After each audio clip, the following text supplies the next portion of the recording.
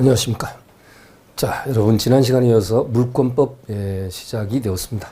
물권법 제 262페이지 2번 문제부터 보도록 하겠습니다. 네, 미등기 건물에 관한 권리관계에 대한 설명 중 가장 옳지 않은 것은 했는데 1번에 미등기 무허가 건물의 양수인이라도 소유권 이전 등기를 마치지 않은 한 건물의 소유권을 취득할 수 없고 어때요? 맞죠? 신축 건물의 소유권 취득은 보존 등기를 요하지 않습니다. 아시다시피. 그래서 등기가 되지 않은 건물도 일단 건물이 이제 신축된 그 순간 소유권 취득의 효과가 발생이 된다. 그러나 등기하지 않으면 제3자에게 뭐 하지 못합니까? 처분할 수가 없죠. 그래서 일단 미등기 무허가 건물의 양수인, 매수인이죠. 매수인을 하더라도 소유권 이전 등기를 마치지 않은 한 건물의 소유권을 취득할 수 없다. 그렇죠? 그래서 일단 원칙은 이제 자, 시작부터 조금 이제 까다로워지는데요. 설명이 좀 많아지는데, 뭐 예를 들면 갑이라는 자가 건물을 이렇게 신축을 했다. 그럼 방금 얘기했다시피 신축 건물의 소유권 취득 자체는 보존 등기를 요하지 않지만, 이걸 만약에 매매 계약을 체결하고 앞으로 소유권을 취득하기 위해서는 그때는 자, 원칙적 절차가 어떻게 됩니까? 갑 앞으로 일단 보존 등기를 해야겠죠. 갑 앞으로 보존 등기를 하고, 그 다음에 이제 앞으로 뭐가 돼야 됩니까? 이전 등기가 돼야 되겠죠. 매매에 따른 이전 등기가 이렇게 돼야 될 것이다. 이렇게. 그래서 신축 건물의 소유권 취득은 보존 등기를 요하지 않지만 등기하지 아니하면 제3자에게 뭐하지 못한다? 처분하지 못한다. 이렇게 되죠. 그 이왕이면 이제 우리가 판례에서는 기본적으로 만약에 그러면 앞으로 직접 보존 등기가 된 경우는 어떻게 하느냐? 이것도 당연히 등기와 실체 관계가 일치하는 것으로 보는 거죠. 어차피 뭐 보존 등기에서 이전 등기 받든 앞으로 직접 보존 등기가 되든 일종의 이것도 중간 생략 등기의 모습으로서 소유권 취득의 효과가 발생이 된다. 이렇게 볼 수 있겠죠. 네, 그렇습니다.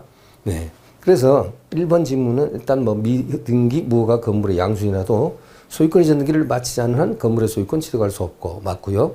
소유권에 준하는 관습상의 물권이 있다고도 할 수 없으므로 미등기 무허가 건물의 양수인은 소유권에 기한 방해 제거 청구를 할 수 없다.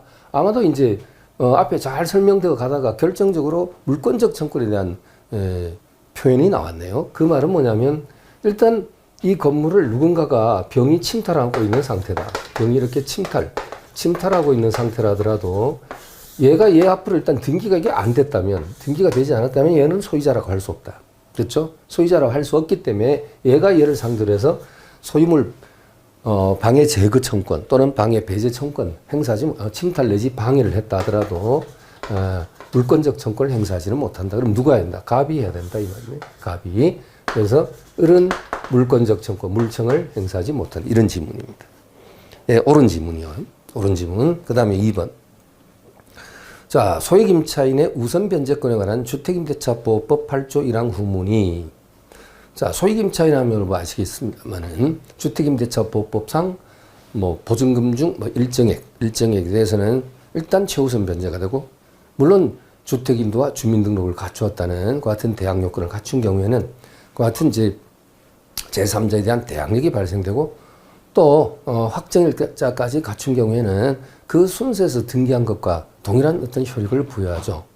자, 그렇죠. 그래서 후순위 물권자라든가 이런 자들에 대해서 기타 채권자에 대해서는 일단 보증금에 대한 또 우선 변제권을 행사할 수 있다 하는 내용. 그렇습니다. 그래서 소액 임차인의 우선 변제권에 관한 주임법 제8조 1항 후문이 이 경우 임차인은 주택에 대한 경매 신청 등기 전에 대항 요건을 갖춰야 한다. 이 소리가 주택에 대한 경매 신청 등기 전에 대항 요건을 갖춰야 한다고 규정하고 있는데 그 대항 요건이라는 것은 아시다시피 주택 인도와 주민 등록을 의미하는 것이다. 그죠? 그것이 대항 요건이죠. 이제 확정 일자까지는 이제 예를 들면 뭐 보증금 중 일정에 대해서 최우선 변제받고 못 받은 금액에 대해서 또 우열을 다툴 때 필요한 것이죠. 예. 아니면 이제 보증금 중 일정의 이하가 아예 처음부터 일정 보증금을 초과하는 경우에는 그 확정일자 순서에서 다른 물권자들과 다툼을 벌일 수가 있겠죠. 그래서 일단은 여기 뭐 확정일자까지는 생각하지 마시고요. 대항 요건을 갖춰야 한다고 규정하고 있으므로 미등기 주택의 소액 임차인이 그 대지의 매각대금에 대해 우선 변제권 행사하기 위해서는 임대차 목적 및은 주택에 관하여 소유권 등기가 이루어져 경매 신청 등기가 되는 경우라야 한다. 그런데 이거 틀린 거거든요. 일단 이 건물이 뭡니까? 미등기 건물이에요. 미등기 주택의 소액 임차인입니다. 그래서 이 경우는 어떤 그 대항력을 행사하기 위해서는 그 주택에 대한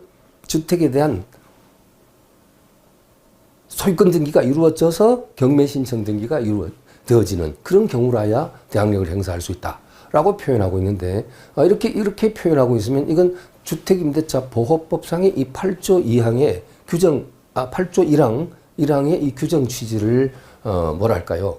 그 역행하는 것이랄까? 이렇게 볼 수 있습니다. 그래서 자, 이것은 이제 잘못됐고요. 이 부분은 해설이 좀 길어서 여러분 해설을 좀 밑줄을 좀 쳐야 되겠습니다. 바로 오른쪽, 바로 그 지문에서 오른쪽 가면 자, 해설에 대한 제일 밑에 부분인데, 그죠? 거기서 밑에서 한 5번째 줄 올라가면요. 밑에서 한 5번째 줄 올라가면 그 5줄을 그냥 줄을 팍 쳐버리시죠. 옆으로 묶어버리시든지. 자, 소액 보증금을 배당받을 목적으로 배당 절차에 임박하여 가장 임차인을 급조하는 등의 폐단을 방지하기 위해서 소액 임차인의 대항 요건의 구비 시기를 우리 주택임대차보호법 8조 1항에서 뭐라고 되어 있냐면, 우선 변제권 행사하기 위해서는 주택 임차인은 주택에 대한 경매 신청 등기 전에 대항 요건을 갖추고 있어야 한다. 이러한 규정을 두고 있다는 거죠. 주택에 대한 경매 신청 등기 전에 대항 요건을 갖추고 있어야 한다. 이것은 집주인이 이제 뭐 매각 경매 당해가지고 쫓겨나가는 뭐 이러한 불이익을 어떻게든 최소한 막기 위해서 임차인을 급조해서 어떤 그 대항력을 갖춘 임차인이 뭐 여러 사람 있는 것처럼, 최소한 뭐 한두 사람 있는 것처럼 이렇게 급조해가지고 자신의 불이익을 어떻게든 그 막아보고자 하는 그런 폐단, 그것을 방지하기 위해서 이 대항력의 주택 임차인의 구비 시기를 이렇게 제한하고 있단 말이죠. 어떻게 제한하고 있다고요? 바로 임차인은 주택에 대한 경매 신청 등기 전에 대항 요건을 갖추고 있어야 한다. 대항 요건을 갖추고 있는 임차인이라야지 이 대항력을 행사할 수 있다라고 되어 있습니다. 그래서 해설 계속 보시면 반드시 임차주택과 대지를 함께 경매하여 임차주택 자체의 경매 신청의 등기가 되어야 한다거나, 또는 임차주택의 경매 신청 등기가 가능한 경우로 제한하는 취지는 아니다는 거죠. 그런 취지는 아니다. 그래서 지금 2번 지문이 좀 틀렸고 참 까다롭습니다. 까다롭고요. 3번 보시면 다시 지문으로 돌아오시죠. 3번 동일인 소유에 속하였던 토지와 건물이 매매, 증여, 강제경매, 국세징수법에 의한 공매 등으로 그 소유자를 달리하게 된 경우, 이거 뭐 지금 제시하고 있는 것 같습니까? 바로 관습법상 법정상권입니다. 자, 우리 그냥 일반 법정상권은 민법 305조나 366조에 규정된 일반 법정상권은 토지와 건물이 동일인 소유였는데 그 둘 중 어느 하나가 저당권 실행 등에 의한 경매. 그래서 저당권 실행 등에 의한 경매니까 임의경매에 의해서 토지와 건물의 소유자가 각기 다르게 되었을 때, 이때 건물 소유자는 토지 소유자로부터 지상권을 설정받은 것으로 본다는 그것이 바로 우리 일반 민법상의 305조 또는 366조의 법정상권이죠. 이제 그 용익불권에 가면 또 법정상권 문제가 다수 있습니다. 그래서 그때 또 따져봐야 될 것 같습니다. 근데 관습법상 법정상권은 민법상의 법정상권과 달리, 자, 임의경매가 아닌 저당권 실행 등에 의한 경매가 아닌 기타 사유로 토지와 건물의 소유자가 각기 다르게 되었을 때는, 이때는 어떻게 하느냐? 이때는 어떤 그 법의 흠결을 메우기 위해서 관습법상 법정상권이 제시가 되었고, 거기에서는 이제 임의경매를 제외한 뭐 강제경매라든가, 그 다음에 일반적인 매매나 증여, 강제경매, 또 경매 말고 국세징수법 규정에 따른 뭐 공매, 국세나 지방세 체납 처분에 따른 공매라든가, 이러한 사유로 인해서 토지 건물의 소유자가 다르게 됐을 때, 이때 적용되는 것이 뭡니까? 관습법상 법정상권이다. 그쵸? 자, 그래서 읽어볼게요. 자, 근데 제가 지금 구두상으로 이렇게 표현하고 있지만 좀 더 구체적인 어떤 사례 설명, 이런 것들은 용익물권에 가서 다시 제시해 드리겠습니다. 자, 여기서는 이제 물권법 서론 부분이고 부동산 물권 변동 부분이라 설명이 겹치면 이제 진도가 뭐 도무지 좀 힘들어지니까 여러분 그거 좀 이해해 주시고요. 자, 읽겠습니다. 3항에 동일인 소유에 속하였던 토지와 건물이 매매, 증여, 강제경매, 기타 국세징수법에 의한 공매 등으로 그 소유자를 달리하게 된 경우에 건물을 철거한다는 특약이 없는 이 관습법상 법정상권은 이게 또 특징이죠. 건물을 철거한다는 토지 건물의 소유자가 서로 다르게 됐을 때 건물을 철거할 수 있다는 그런 특약이 없는 한 건물 소유자는 관습법상 법정상권을 취득하는 거거든요. 그래서 그 건물을 소유를 위하여 그 부지에 관하여 관습상의 법정상권을 취득하는 것이고 그 건물은 건물로서의 요건을 갖추고 있는 이상 무허가 건물이거나 미등기 건물을 가리지 않는다. 주의하셔야 되죠. 예? 무허가 미등기 이런 거 가리지 않습니다. 네, 그렇습니다. 그래서 이제 뭐, 자, 간단하게 뭐, 이거만 하고 가시죠. 토지와 건물이 동일인 A 소유였는데, 토지가 B 앞으로 매매. 방금 뭐, 매매, 그 다음에 증여, 그 다음 경매 말고 공매, 그쵸? 등등. 공매, 강제경매. 자, 이런 것에 의해서 토지와 건물의 소유자가 토지는 B 소유가 되고 건물은 여전히 A 소유다. 이때 A는 B로부터 자, 토지와 건물의 소유자가 달리됐을 때 건물을 철거할 수 있다는 그런 특약이 없는 한 건물 소유자는 토지 소유자로부터 당연히 취득하는 권리가 있으니 이것이 바로 관습법상의 법정상권이다. 또는 뭐 관습상의 법정상권, 법자 띄고 그렇게 표현하고 우체식 판례가 제시가 되는 경우도 다수 있습니다. 여기서는 관습과 관습법을 여기서 구별하지 않고요. 우리가 그 민법 총칙 앞에 서론 부분에서 뭐 사실인 관습과 관습법 할 때는 그때는 좀 개념상 구분이 돼야 되지만 여기서는 관습상 법정상권 또는 관습법상 법정상권 이렇게 막 혼용을 해서 제시를 하고 있습니다. 그런데 이 지문에서 결정적으로 표현하고 있는 것이 또 무엇입니까? 이럴 때 이 건물이 반드시 등기된 건물이어야 되느냐? 아니단 말이죠. 무미가 그러니까 무허가 미등기 건물이라도 상관없다. 무허가 미등기 건물이라도 무방하다. 관계없다는 겁니다. 관습법상 법정상권 취득한 데 대해서. 자, 그 다음에 4번 지문입니다. 미등기 건물을 그 대지와 함께 매도했다면 비록 매수인에게 대지에 관해서만 소유권 등기가 격려되고 건물에 관해서는 등기가 격려되지 아니하여 형식적으로 대지와 건물이 그 소유 명의자를 달리하게 되었다 하더라도 매도인에게 관습상의 법정상권을 인정할 이유가 없다. 자, 여러분 지금 여기 보세요. 자, 이것도 좀 조심하셔야 돼요. 그러니까 단순한 무허가 미등기는요. 이게 관습법상 법정상권도 인정되지만 이게 이제 경매로 인해서 토지 건물의 소유자가 달리됐을 때는요, 일반 민법상 법정상권도 인정이 됩니다. 판례에 의하면. 그래서 무허가 미등기는요, 민법상 법정상권, 관습법상 법정상권 다 인정이 돼요. 그런데 이것이 단순한 무허가 미등기로 나오지 않고 뭔가 사안이 조금 복잡한 경우가 있어요, 여러분. 요게 헷갈리시면 안 돼요. 자, 토지 건물이 A 소유입니다. 잘 보세요. A 소유고 토지 건물이 A 소유인데, 그래서 건물은 뭐다? 무허가 또는 미등기 건물입니다. 자, 무미, 이거만 쓰겠습니다. 무허가 미등기 건물인데, 이 토지는 물론 등기가 된 상태고요. 이것을 B에게 팔았어요. 토지 건물 한꺼번에 B에게 매도를 했다. 자, B가 이제 매수인인데요. 잘 보시면. 근데 문제는 뭐냐면, 토지는 이전 등기가 됐단 말이에요. B 앞으로 토지는 이전 등기가 됐어요. 근데 건물은 미등기 상태 그대로 B가 매수를 했어요.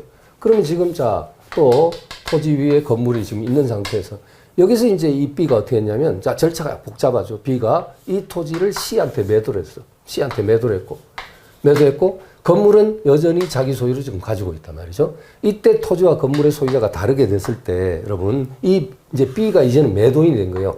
A한테는 매수인이었지만 토지 건물을 산 매수인이지만 C에 대해서는 다시 매도인이 됐는데 이 B가 토지는 매도하고 등기가 넘어갔는데 건물은 자기 앞으로 지금 자기가 소유하고 있을 때 이때 과연 이 B가 C에 대해서 법정상권, 관습법상 법정상권을 인정받을 수 있을 것인가 하는 문제가 대두가 됩니다. 이건 안 돼요. 이건 인정이 안 돼. 왜 보세요? 왜 그럴까요? 토지는 이전 등기 됐잖아요. B 앞으로. 근데 건물은 미등기 상태. 이 말은 뭐냐면, 자, 민법상 법정상권이든 관습법상 법정상권이든 모두 공이 그것이 성립되기 위해서 가장 중요한 요건이 뭡니까? 토지와 건물이 애초에 동일인 소유였어야 돼요. 동일인 소유였어야 되는데 토지가 소유권 이전 등기가 C 앞으로 넘어갈 때는 건물은 B 것이 아니라 여전히 A 것이라는 거예요. 왜냐하면 미등기 상태로 그대로 넘어갔기 때문에 건물은 사실은 B 소유가 아니고 A 소유고요. 토지는 이제 팔아갖고 등기가 C 앞으로 넘어갔으니 C 소유가 된 거예요. 그러니까 이건 말이죠. 처음 토지 부분을 매도할 때 토지는 자기 소유 B지만 C하게 팔기 전에는 B 소유. 건물은 여전히 누구가? A 건입니다. 그러니까 토지가 매도가 될 때 토지 건물 동일인 소유가 되는데 토지는 B, 건물은 A 소유였으니까 이것은 인정될 수가 없다는 겁니다. 저것이 관습법상 법정상권에도 인정이 안 되지만 일반 민법상 법정상권에도 인정되지 않습니다. 자, 그래서 이것이 지금 여기 나와 있는 내용입니다. 여러분, 질문이 너무 길고 사안이 좀 약간 복잡해서 그렇죠, 여러분. 자, 그래서 4번 우리 한 번 더 읽어주시고, 자, 일단 관습상의 법정상권을 인정할 이유가 없다. 이거 옳은 표현입니다. 뭘 얘기냐? 요 단계를 지금 이 단계를 여러분에게 제시를 한 부분이에요. 아시겠죠? 이 부분. 이렇게 생각하자고요. 간단한 무미는요, 무허가 미등기가 지문이 간단히 나오면요, 대개는 인정되는 거예요. 관습상의 법정상권이든 민법상 법정상권이 인정돼. 그러니까 토지 건물이 동일인 소유였다가 토지만 팔렸단 말이에요. 매매가 됐다, 예를 들어. 그런데 건물은 미등기다. 이런 경우 토지는 B 소유, 건물은 A 소유. 이거 인정돼요, 인정돼요. 그런데 간단한 무미가 아니라 복잡한 무미가 무슨 소리냐면 이렇게 한번 토지 건물이 한번 팔려갖고 거기서 또다시 토지 부분이 매각됐을 때 건물은 여전히 미등기 상태일 때 이건 지문이 길어도 상당히 길게 빠져나오거든요. 밑에는 간단하게 나오지만 위에는 좀 복잡하게 지문이 나옵니다. 이런 경우에 여러분이 미리 눈치를 채셔야 돼요. 아, 이건 복잡한 무미는 인정 안 되는 것. 간단한 무미는 인정되는 거. 이렇게 미리 감을 딱 잡고 지문을 보셔야 됩니다. 그래야지 빨리 판단하실 수가 있을 것입니다. 아시겠죠? 그러면 그 4번은 간단한 무미가 아니라 뭐다? 복잡한 무미. 요거 부분. 자, 그래서 인정될 이유가 없다. 그런 거죠. 그 다음에 마지막 5번에 보면 건물 철거는 그 소유권의 종국적 처분에 해당하는 사실행위이므로 원칙적으로는 그 소유자에게만 철거 처분권이 있으나 미등기 건물을 그 소유권의 원시 취득자로부터 양도받아 점유 중에 있는 자는 비록 소유권 취득 등기를 하지 못했다 하더라도 그 권리 범위 내에서는 점유 중인 건물을 법률상 또는 사실상 처분할 수 있는 지위에 있으므로 그 건물의 존재로 불법 점유를 당하고 있는 토지 소유자는 위와 같은 건물 점자에게 철거를 구할 수 있다. 철거를 구할 수 있다. 그렇습니다. 철거를. 그렇지만 이제 물권적 정권에서 그 무단으로 건물을 지은 자에 대해서 토지 소유자가 자기 땅 위에 무단으로 건물을 지은 자에 대해서 그 건물에서 퇴거를 요구할 수는 없다는 거 기억나시죠? 우리 지난 시간에 했는데 퇴거를 요구할 수 없다. 그렇지만 철거를 주장할 수 있다. 아니, 한 문제 해결하는데 여러분 시간이 너무 많이 걸렸네요. 그죠? 약 한 15분 이상 소요가 된 것 같습니다. 자, 여러분, 방법이 없죠. 좀 복잡하니까, 사안이. 자, 이제 좀 넘어가겠습니다. 넘어가서 보시죠. 자, 269페이지 9번 문제를 한번 보시죠. 9번. 자, 등기에 관한 다음 설명 중 가장 옳지 않은 것은 269페이지 9번. 자, 1번에.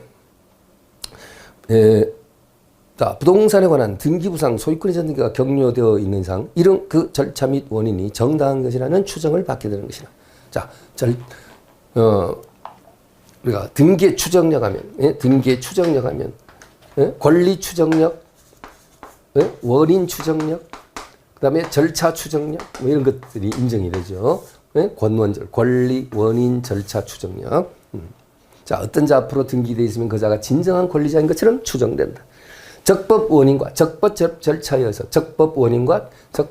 의해서 등기가 된 것으로 추정이 된다. 그래서 절차 및 원인이 정당한 것이라는 추정을 받게 되는 것이나 그 등기 절차가 적법하게 진행되지 아니한 것으로 볼 만한 의심스러운 사정이 있음이 입증되는 경우에는 추정력은 깨어진다.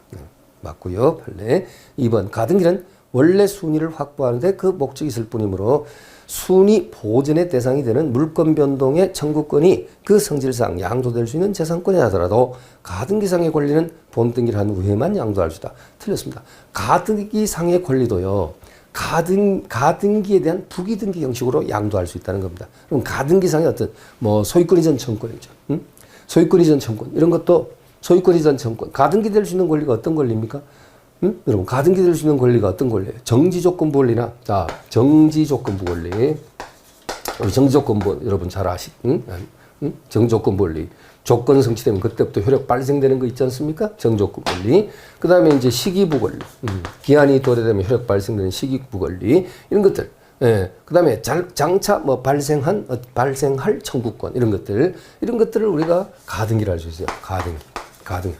그러면 이 가등기상의 권리의 이전 등기가 안 된다는 식으로 지금 가등기에서 본등기가 되기 전에는 가등기상의 권리는 이전할 수 없다, 양도할 수 없다는 식으로 표현하고 있는데 틀렸습니다. 가등기 상의 권리, 이 권리도 어떤 형식으로 양도가 되느냐면 가등기의 부기등기, 가등기상의 부기등기 형식으로 양도가 되어질 수 있다. 네, 라는 것이 판례의 태도가 되겠습니다. 그래서 2번 틀리고 정답.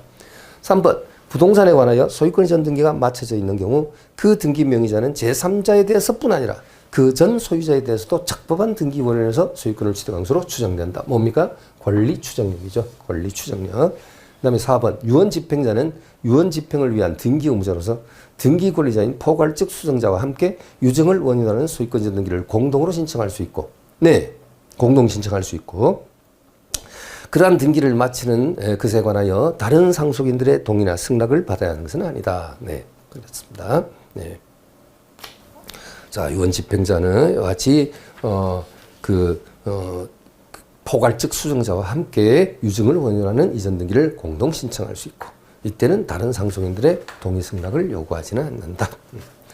자, 한 페이지 또 넘겨서 자 12번 271페이지 12번 부동산 등기 효력 유무에 관한 설명 중 가장 틀린 것은 1번 소유자의 대리로부터 토지를 적법하게 매수한 이상.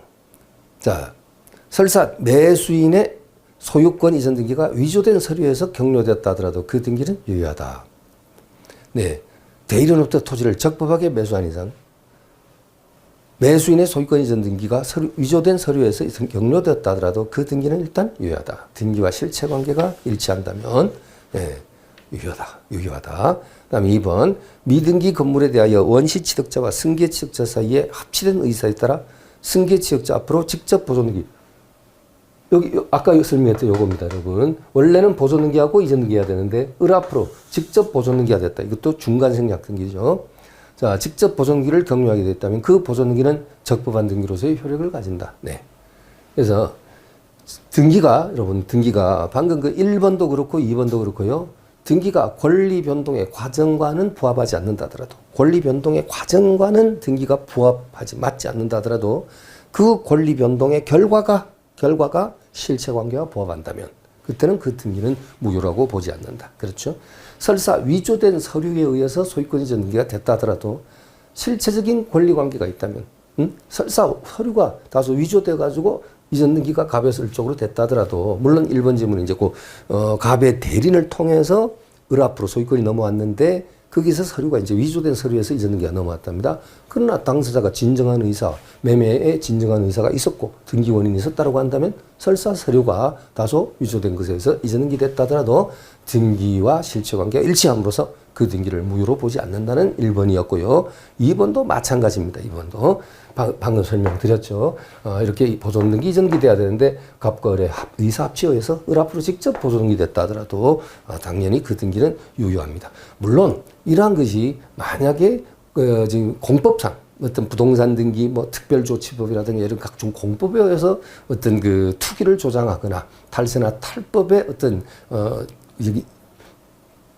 이유가 있었다. 그렇다면 관련법에 의해서 저촉받을 수는 있겠죠. 형사처벌의 대상이 되어지는 경우도 있을 것입니다. 네, 이런 것도 일종의 중간 생략 등기니까 보존 등기 함으로써 갑의 입장에서는 탈세할 가능성이 높기 때문에 만약에 이렇게 탈세 탈법적인 어떤 것에 문제가 됐다면 앞에서 우리가 지난 시간에 설명드렸다시피 어떤 형사처벌의 대상은 되어질 수는 있을 것입니다. 그러나 그 등기의 사법적 효력은 무효로 보진 않는다. 유효성을 인정한다. 그런 뜻이었습니다. 그 다음에 3번입니다. 기존 건물이 멸실된 후에 새로이 건물을 신축하여서나 멸실 등기와 새로운 보존 등기를 하지 않은 채 멸실 등기가 뭡니까? 부동산 자체가 멸실했을 때 하는 등기가 멸실 등기죠. 그리고 건물을 새로 신축했다면 그에 따른 새로운 보존 등기를 또 탄생시켜야 되는데 그렇게 하지 않은 채 신축된 건물에 대한 근저당 설정 등기를 멸실된 건물의 등기부에다가 했답니다. 멸실된 건물의 등기부에다가 어떤 신축 건물에 대한 근저당 설정 등기를 을구를 만들어 가지고 기록을 했답니다. 과연 이것은 유효성을 인정할까요? 이건 인정될 수가 없습니다. 우리가 무효 등기의 유형이란 것은 갑군알과 같이 권리 관계에서는 그것은 인정이 될 수 있지만 권리 관계에 관한 무효 등기 유형은 인정될 수 있어도 표제부의 무효 등기 유형은 허용하지 않는다는 것이 판례의 태도죠. 그렇죠? 지금 이건 뭐냐면 표제부의 무효등기 유용이거든요. 무효인 등기를 유효한 등기로 유용한 유용. 이건 인정이 될 수 없다. 그래서 거기 자, 세 번째 줄에 이렇게 근저당 설정 등기를 멸실된 건물에 등기 부여하였다면 원칙적으로 그 근저당 설정 등기는 무효이나 만약 당사자 사이에 멸실된 건물의 등기로서 신축된 건물의 보존 등기에 가름할 의사를 가졌다면 근저당 설정 등기를 무효로 볼 수 없다. 여러분 잘 나가다가 결정적으로 표제부 등기의 무효 등기 유용을 인정한다는 뜻이죠. 틀렸습니다. 예, 틀렸습니다. 이거 당사자가 뭐 멸실된 건물의 등기로서 가름할 의사를 설사 가졌다 하더라도 이 표제부 등기의 무효 등기 유용은 허용될 수 없다. 한 번 더 강조드립니다. 그래서 3번 틀리고 정답. 또 다음 페이지 보니까 근저당 설정 등기를 그러니까 멸실된 건물의 등기부에 설정된 근저당 설정 등기를 당사자의 진정한 의사가 있다면 무효로 볼 수 없다. 유효성을 인정한다는 뜻인데 안 됩니다. 이건 무효 등기 유용은 이건 당사자 의사와 관계없이 허용할 수가 없습니다. 맞죠? 네, 그렇게 보시고요. 그다음 4번. 청산 절차에 관한 가등기 담보법 3조 4조 규정을 위반하여 담보 가등기 기한 본등기가 이루어진 경우에는 그 본등기는 무효이나. 자, 여기서 잠시 끊고 여러분 가등기 담보법은 이제 예를 들면 갑이 을로부터 돈을 빌리고 예를 들어 자 차금하고 돈 빌리고 자신의 부동산을 을 앞으로 채권자 앞으로 담보 가등기를 설정해 주는 거죠. 담보 가등기 이게 설정. 그럼 가등기 담보법에서 규정하고 있는 절차 어떤 절차가 나옵니까? 자, 좀 줄여서 좀 설명드리겠습니다. 또 설명드리면 이건 뭐 정말 상당한 또 시간이 소요된다, 그죠?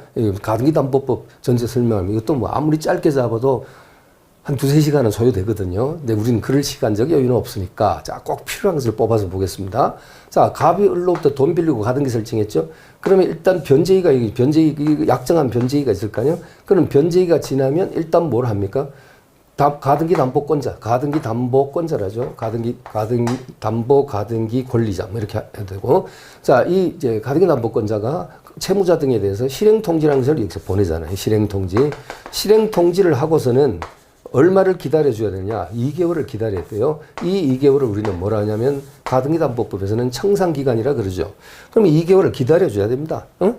기다렸다가 물론 여기서 이제 통지 뭐 이런 것은 다 도달주의 원칙을 취하니까 도달된 날로부터 2개월을 청산기간이라 하고 이 청산기간 동안은 이제 기다렸다가 청산기간이 지날 때까지 채무자가 변제를 하지 않으면 돈을 안 갚으면 드디어 청산 뭐에 오냐면 시기에 도래합니다. 그럼 이제 청산 시기에 도래했을 때는 가등기 담보권자가 실행 방법이 본래 가등기 담보권자 실행 방법은 2가지 방법이 있습니다. 경매한 실행이 있고, 근데 그 경매한 실행은 뭐냐면 저당권의 실행 방법과 똑같아요. 그러니까 변제기 경과될 때까지 채무자가 변제 없으면 경매한 실행을 할 수가 있습니다. 그런데 가등기 담보법에서는 경매한 실행보다 더 훨씬 중요하게 취급하는 실행 방법이 뭐냐면 권리 취득에 의한 실행이다. 그 권리 취득에 의한 실행은 뭐냐면 방금 보신 바와 같이 2개월의 청산 기간을 거쳐서 청산 시기가 도래하면 이때 가등기 담보권자는 자, 여기서 조금 천천히 하겠습니다. 자, 실행 통지 당시의 목적 부동산의 평가에 의해서 그러니까 담보 잡고 있는 가등기 잡고 있는 이 담보물의 평가에 의해서 실행 통지 당시의 평가에 의해서 가등기 담보권자 자신의 채권액, 피담보 채권액, 거기다가 자기보다 선순위 담보권자 있을 수 있어요. 뭐 저당권자라든가 이런 자가 있으면 그런 자들. 자기보다 뒤에 들어왔지만 주택임대차나 상가임대차 보호법상의 보증금 중 일정액으로서 최우선 변제 대상은 또 위에 포함시켜줘야 돼요. 자기보다 선순위 권리로 포함시켜줘야 돼요. 그래서 그 보증금 중 일정액이라든가 선순위 저당권자의 그 채권액이라든가 이런 것들을 토탈 합쳐서 자기 채권액에다가 합쳐가지고 이 실행 통지 당시에 목적물의 평가액에서 빼는 거예요.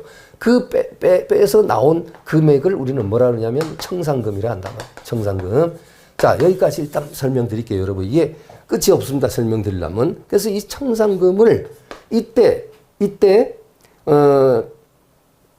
청산 시기에 도래하면 이제 드디어 청산금을 지급함과 동시에 가등기에서 본등기를 넘깁니다. 물론 목적 부동산의 명도도 인도도 함께 동시행 관계에 섭니다.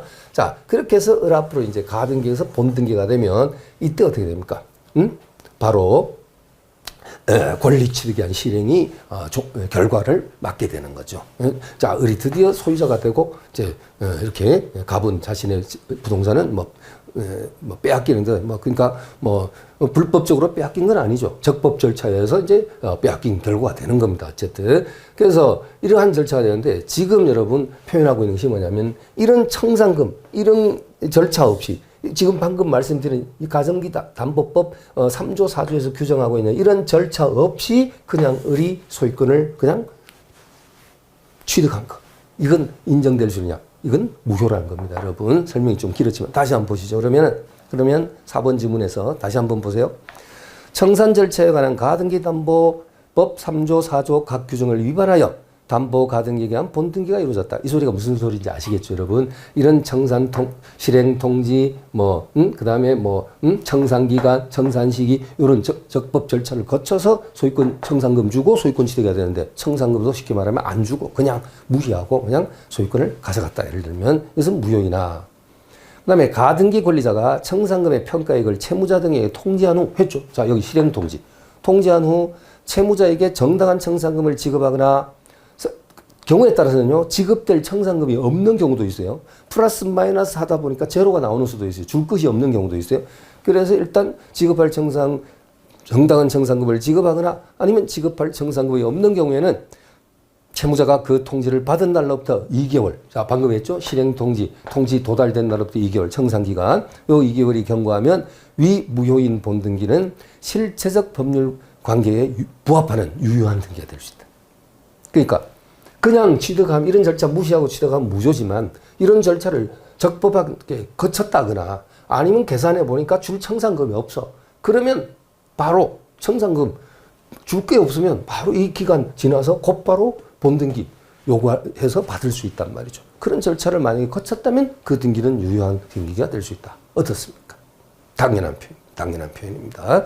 자, 이렇게 해서 한번 또 이렇게 봤고요. 자, 추후에 아마 다시 또 필요한 때 되면요. 이제 또 설명을 또 다시 좀 하도록 하겠습니다. 275페이지 18번을 보시죠. 18번 보면 가등기 내지 등기에 관한 다음 설명 중 옳지 않은 것인데 1번 소유권 이전 청권 보존을 위한 가등기가 마쳐졌다 하더라도 소유권 이전 등기를 청구할 어떤 법률 관계가 있다고 추정되지 않는다.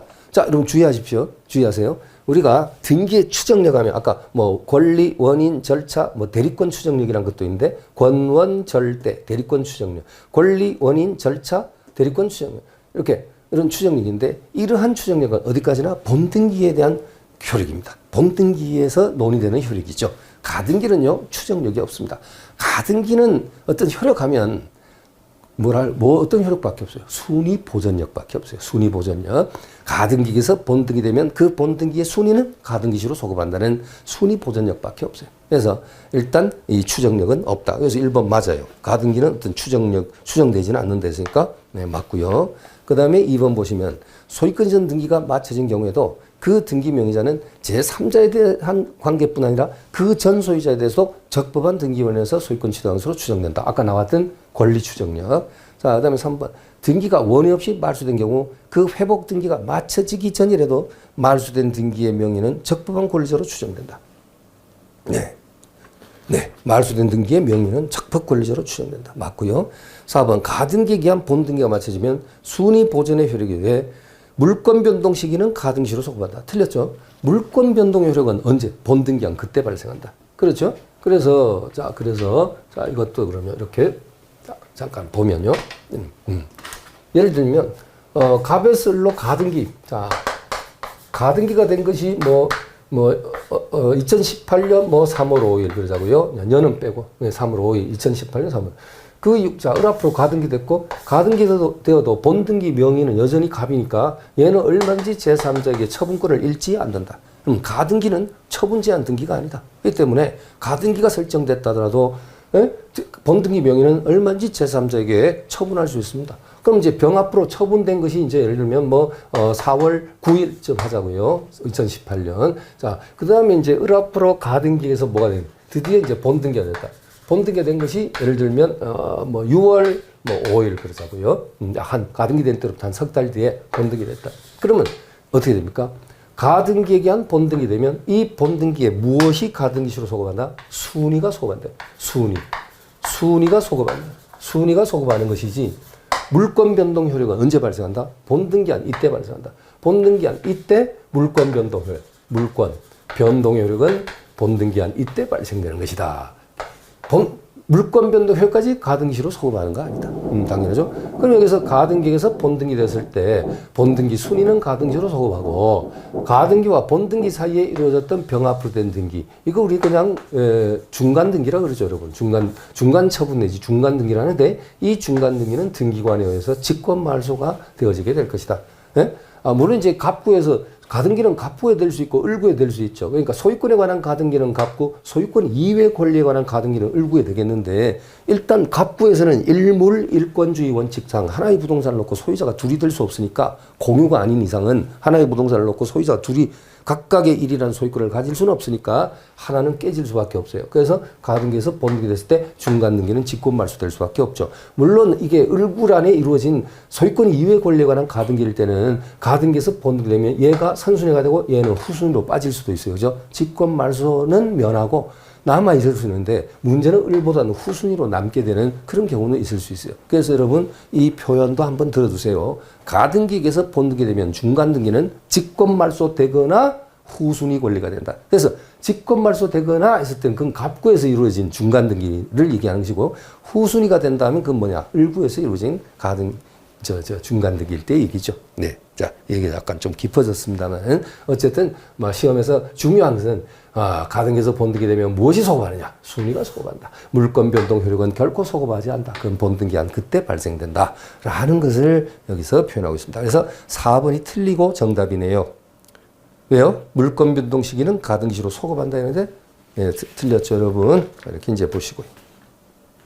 자, 그 다음에 또 한 페이지 넘겨서 279페이지 보시죠. 279페이지에 2번 문제 한번 보시죠. 2번. 또 지문이 엄청 긴데, 또 법원 행시 문제군요. 법원 행시, 법무사, 깁니다. 그죠? 길고. 사무관 승진은 그보다는 상대적으로 약간 짧은 경향이 있네요. 그죠? 네, 올해만 빼고.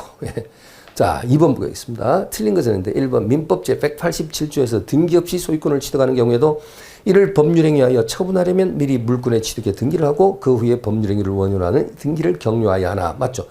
상속, 공용징수, 판결, 경매, 기타 법률에 규정한 물권 변동은 등기를 요하지 아니한다. 다만 등기하지 않으면 제3자에게 처분하지 못한다. 그렇죠? 그래서까지 됐고. 그다음 세 번째 줄에 자, 읽은 그 다음에 부동산 물권을 등기 없이 취득한 자가 자기 명의의 등기 없이 이를 처분한 경우에는 그 처분 상대방은 부동산 물권을 취득하지 못한다는 것일 뿐 그 처분 행위의 채권적 효력까지 부인할 수는 없다. 그렇죠.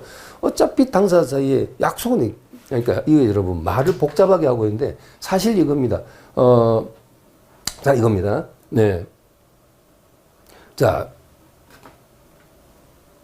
상속, 공정기수, 판결, 경매, 기타 법률에 규정한 물권 변동은 등기를 요하지 않는다. 그러나 등기하지 않으면 제3자에게 처분하지 못한다. 네?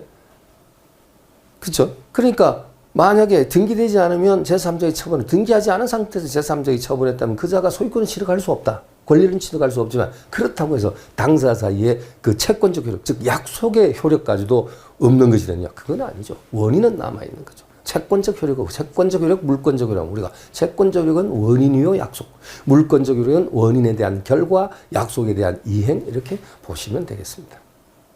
그렇죠? 네, 그렇게 보면 되겠습니다. 자, 그 다음에 2번. 전세권이 법정갱신. 여러분, 법정갱신, 용익물권 가면 또 한번 보자고요. 왜 법정갱신, 묵시갱신이라고 그러죠? 전세권 존속기간이 만료되기 6개월 전에서 1개월 전 사이에. 전세권 설정자가 전세권자에 대해서 계약갱신 거절의 통지 또는 조건을 변경하지 않으면 갱신하지 않겠다는 둘 중에 하나의 뜻에 통지를 하지 않았을 때는 만료일로부터 다시 갱신된 것으로 본다는 그 법정갱신이 있습니다. 지금 제가 그냥 말로서 이렇게 쭉 표현했는데 용익물권에 가서 정식으로 나옵니다. 여러분 그 점 이해해 주시고요. 일단 지금은 여러분 아직 기억 못하고 계신 분이라면 어떻게 생각하면 됩니까? 전세권 기간 끝나기 일정 기간 전에 집주인이 세입자한테 아무런 얘기하지 않으면 그대로 만료일부터 갱신된 걸로 본다는 그런 제도가 있다. 그런 민법상 규정이 있다. 이것을 전세권의 법정갱신이라 한다. 묵시의 갱신이라 한다. 이 정도만 그냥 들으시고 자세한 것은 또 용익불권 하면 반드시 또 지문에 나옵니다. 그때 여러분 그림 그려갖고 다시 한번 정식으로 언급하도록 하겠습니다. 그래서 어쨌든 여기서 강조하는 게 뭐냐면 이 전세권의 법정갱신도 법률의 규정에 의한 갱신이거든. 따라서 이것도 등기를 요하지 않습니다. 등기 요하지 않다. 그걸 강조하고 있는 거예요. 자, 그래서 전세권이 법정 갱신된 경우 이는 법률의 규정에 의한 물권 변동이므로 전세권 갱신에 관한 등기를 표를 하지 아니하고 전세권자는 등기 없이도 전세권 설정자나 그 목적물을 취득한 제3자, 그러니까 그 건물을 새로 양수받은 제3자에 대해서 갱신된 권리를 그대로 주장할 수 있다. 네. 등기를 요하지 않다. 법정 갱신. 자, 그 다음에 여러분 3번은 여러분 좀 읽어주시죠. 뭐냐면 총칙대 재단법인의 출연재산 귀속시기 관련해서 출연자와 재단법인 사이에는 출연재산이 부동산일 때 이전 등기를 요하지 않죠. 그러나 이전 등기 출연 부동산을 이전 등기를 재단법인 쪽으로 하지 않으면 그것을 가지고 제3자에게는 대항하지 못한다는 거 여러분 그 기억하시지 않습니까? 그렇죠? 출연자가 유언으로 재산 출연하고 사망했는데 그 상속인이 그냥 상속 등기를 넘겨가지고 제3자에게 팔아처분해서 그쪽으로 등기가 넘어갔을 때 이때 재단법인은 그 제3자에게는 대항하지 못한다라는 그러한 내용을 담고 있는 여러분 알고 있는 내용입니다. 3번 지문이 워낙 길어서 여러분이 좀 읽어주시고 그 다음에 4번입니다. 무허가 건물의 신축은 법률행위에 의하지 아니한 물권의 취득이므로 그 신축자가 등기 없이 소유권을 원시 취득한다고 할 것이지만 이를 양도하는 경우에는 등기 없이 물권행위 및 인도에 의하여 소유권을 이전할 수 없다. 계속 반복되네요. 신축 건물의 소유권 취득은 보존 등기를 요하지 않지만 등기하지 않고는 제3자에게 처분하지 못한다. 그렇습니다. 그 내용. 그 다음에 5번입니다. 공유물 분할의 소에서 공유 부동산의 특정한 일부식을 각각의 공유자에게 귀속시키는 것으로 현물 분할하는 내용의 조정이 성립되었다면 현물 분할 그 조정조서는 공유물 분할 판결과 동일한 효력을 가지는 것으로서 민법 제187조 소정의 판결에 해당하는 것이므로 조정이 성립한 때 물권변 효력이 발생한다고 봐야 한다.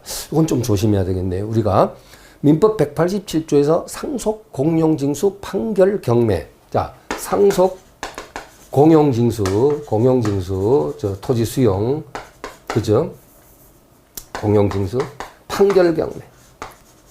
기타 법률의 규정에 의한 물권 변동은 등기를 요하지 아니한다 할 때 이때 이 판결은 어떤 판결을 말하는 거냐? 형성 판결만을 의미하는 것이지 이행 판결이나 확인 판결 이런 것들은 여기에 해당되지 않는다. 이건 여기에 해당되지 않는다는 소리는 뭐냐면 이행 판결이나 확인 판결은 등기를 요한다. 등기해야지 물권 변동 생기지. 갑은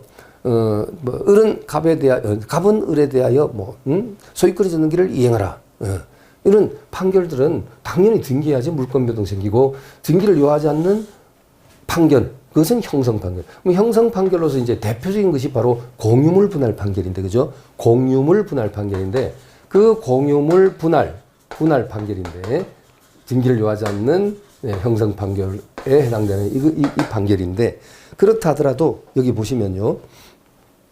바로 그 공유 부동산의 특정 일부식을 각각의 공유자에게 귀속시키는 것으로 이렇게 현물 분할인 게 그 자체를 분할하는 현물 분할, 물건 자체 분할하는 내용의 조정이 성립됐을 때 이 조정이 성립된 것도 여기 말하는 형성 판결에 해당되는 것인가, 즉 등기를 요하지 않는 것으로 볼 것인가인데 이것은 그렇지 않습니다. 그래서 여러분 해설을 좀 참조하십니다. 자, 다음 페이지 한번 넘겨보시면 해설의 제일 끝부분 5번 끝에 밑에서 자 여러분 오라는 그 오항 해설 오가 붙어 있는 동그라미 오 세 번째 줄 보시죠. 그 공유물 분할의 소정 절차 또는 조정 절차에서 공유자 사이에 공유 토지에 대한 현물 분할의 협의가 성립하여 그 합의사항을 조서에 기재하면서 조정이 성립하였다고 하더라도까지 밑줄 쳐보세요.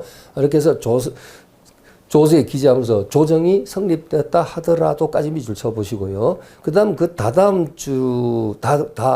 다음 줄 밑 세 번째 줄 내려가면 공유자들이 협의한 바에 따라 토지의 분할 절차를 마친 후 각 단독 소유로 하기로 한 부분에 관하여 다른 공유자의 공유 지분을 이전 이전받아 등기를 마침으로써 비로소 그 부분에 대한 소유권을 취득한다고 보아야 한답니다. 그러니까 이렇게 해서 조정이 성립됐다 하더라도 결국 뭐가 필요하다는 겁니까? 등기가 필요하다는 거예요.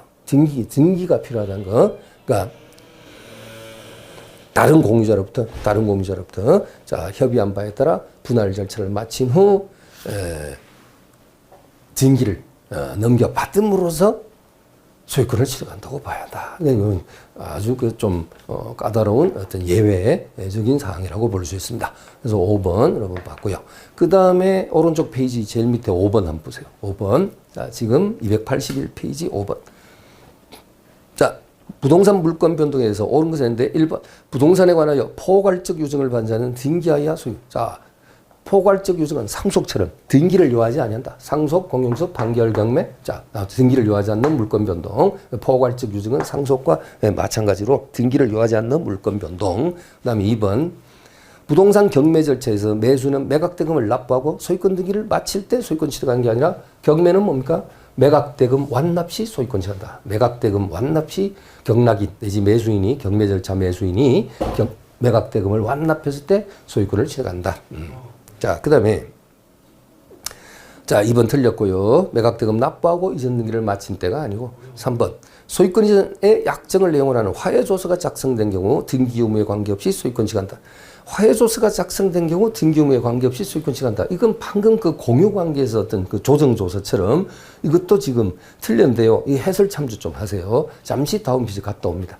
자, 갔다 옵니다. 가면 3번에 대한 해설에서 위에서 네 번째 줄입니다. 네 번째 줄. 네 번째 줄에 보면, 자, 여기서 이제 판결에 한 물권 변동으로서 등기를 요하지 않는다는 이 판결은, 자, 사망의 그 해설의 네 번째 줄치기 시작합니다. 자, 앞부분에. 부동산 소유권 이전 등기 절차의 이행을 명하는 것 같은 내용 판결. 이거 뭡니까? 이행 판결이죠. 갑은 을에 대하여 소유권 이전 등기를 이행하라. 라는 이런 판결.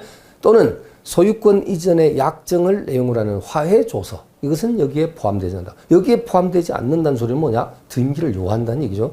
등기를 요하지 않는 물권 변동으로서의 판결. 이것에 해당되지 않는다니까. 그럼 바꿔 표현하면 등기를 요하는 것이다. 그렇죠. 그래서 헷갈리니까 잘 이해해 두시기 바랍니다. 네.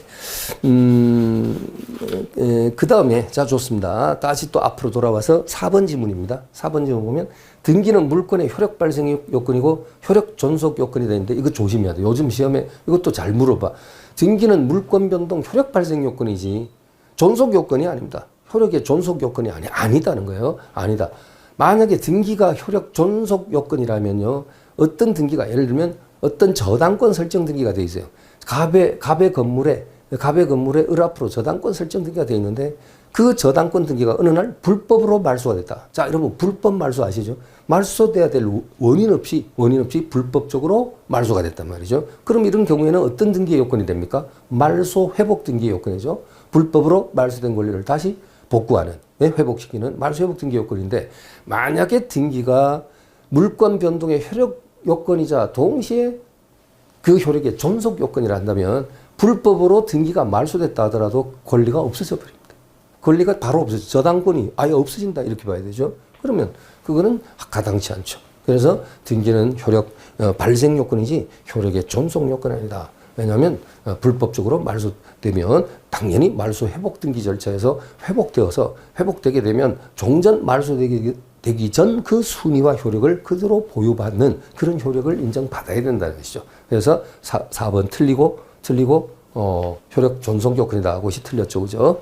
그 다음에 지금 아직 옳은 게 없었는데 5번 되겠습니다. 5번. 자, 전세권이 법정갱신된 경우 아까 이 법정갱신 잠시 여러분 언급드렸죠. 전세권의 법정갱신은 토지에는 인정이 안 되고 건물 전세권에만 인정되는 법률 관계인데 법정갱신된 경우 전세권자는 등기 없이도 전세권 설정자나 목적 부동산을 취득한 아까는 양수한 이렇게 나왔는데 같은 내용이죠. 취득한 제3자에 대해서 갱신된 갱신된 전세권을 그대로 주장할 수 있다. 옳고 정답이 되겠습니다. 여러분.